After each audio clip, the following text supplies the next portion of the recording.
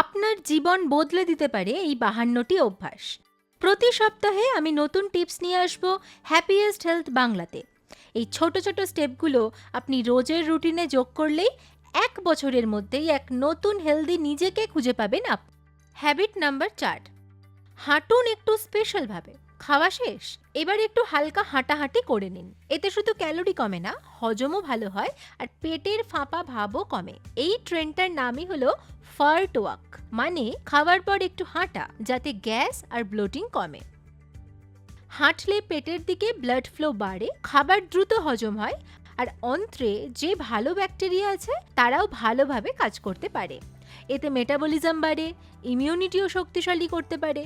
খাওয়ার 1 ঘন্টা পরে মাত্র 20 থেকে 30 মিনিট হালকা হাঁটলেই মিলবে দারুণ সুফল। তাতে ব্লোটিং কমে, হজম শক্তি বাড়ে, ব্লাড সুগার কন্ট্রোলে থাকে, ঘুমও ভালো হয়। তবে মনে রাখবেন, খাবার পরেই কোনো ভারী এক্সারসাইজ নয়, শুধু হালকা হাঁটাহাঁটি। এটা বয়স্করা বা যাদের জয়েন্টে সমস্যা আছে তাদের জন্যও খুব উপকারী। তাহলে খাওয়া শেষ হয়েছে আপনার, এবার হাঁটতে শুরু করুন।